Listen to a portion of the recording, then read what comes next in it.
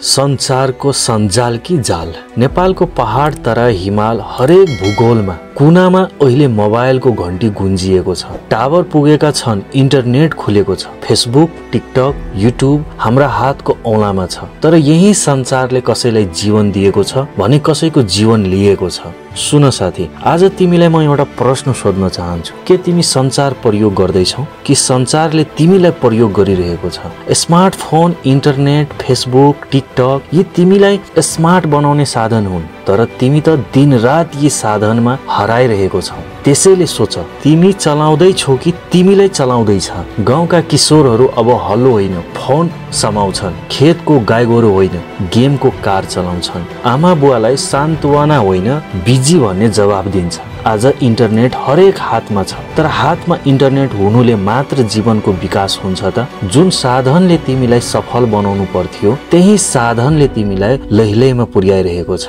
आज साना बालबालिकाले गेममा डुबेर किताब भुल्छन्, किशोर किशोरीहरू रिलमा हराउँछन् र युवाहरू पौन साइट, जुवा, अफवाह र फ्रडको जालमा फसिरहेका छन्। संचार भनेको किताब हो, जसले पढ्यो उसले बुद्धि पायो, नपढ्नेले झुठो संसार र भ्रममा बाँच्यो। हाम्रो समाजमा संचारको दुरुपयोगले कति घर उजाडिएको छ, कति युवाको जीवन बिग्रिएको छ। एउटा मेसेजबाट सुरु भएको कुरा कतै बलात्कारमा, कतै आत्महत्यामा पुग्छ। एकजना मित्र थिए, पढाइमा अब्बल, सपना ठुलो थियो, तर फेसबुक र गेममा हराए अनि बाँकी रह्यो सीनमा सपना। संचारको गलत प्रयोगले ध्यान विचलित हुन्छ, समय बर्बाद हुन्छ, मानसिक तनाव बढ्छ, आर्थिक घाटा, स्क्याम, लतको शिकार बनाउँछ अनि सपना अधुरा रहन्छन्। संचारको दुरुपयोगले निम्त्याउने असरहरू थुप्रो छन्। मानसिक समस्या, तनाव, डिप्रेसन, अनिन्द्राको शिकार हुनु, आत्मसम्मान घट्नु,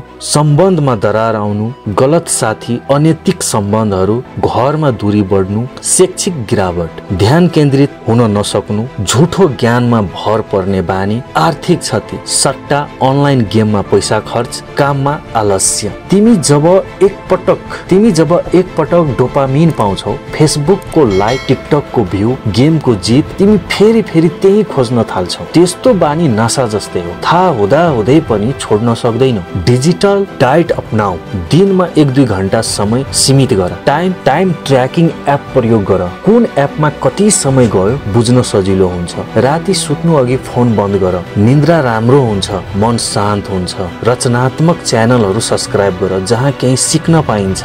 नो फोन जोन बनाऊ। पढाइ, खानपिन, बैठकको बेलामा फोन बन्द गर। अब सोच, त्यही मोबाइलले तिमीलाई कमाइ दिन सक्छ, त्यही इन्टरनेटले तिमीलाई भविष्य देखाउन सक्छ। युट्युबमा आफ्नो कला देखाऊ, टिकटकमा शिक्षा, हास्य, कृषि जस्ता सकारात्मक सामग्री बनाऊ। फाइबर अपवर्कमा स्किल बेचेर कमाऊ। कोडिङ, डिजाइन, अनलाइन कोर्स सिक। तिमी घरबाटै जागिर बनाउन सक्छौ। प्रेरणा लिनुहोस्। मनोज ढकाल टिकटकबाट शिक्षा प्रसारण गर्ने शिक्षक हुनुहुन्छ। विवेक घिम्रे युट्युबबाट कथा र मेसेज प्रस्तुत गर्दै गर्नुहुन्छ। किरण गौतम डिजिटल मार्केटिङमा करियर बनाउने गाउँका युवा हुन्। यी सबैले फेसबुक चलाए, तर फेसबुकले उनीहरूलाई चलाएन। आज गाउँमा बसी पोडकास्ट गर्न सकिन्छ, डिजिटल आर्ट बढ्न सकिन्छ, ब्लगिङ लेख्न सकिन्छ, ई-कमर्स खोल्न सकिन्छ। इन्टरनेट भनेको पखेटा हो, तर उड्न चाहिँ तिमीले जान्नुपर्छ। सुन, इन्टरनेट डुबाउने पानी पनि हो र तिमीलाई उचाल्ने पंख पनि। कुन रूपमा प्रयोग गर्ने त्यो तिम्रो निर्णय हो। आज विश्व दूरसञ्चार दिवस हो। आजदेखि निर्णय गर, अब म संचारको दास होइन मालिक बन्छु। अब म प्रयोग हुने छैन, प्रयोग गर्ने छु। बोल, तिमी तयार छौ? आफ्नो मोबाइललाई साधन बनाऊ,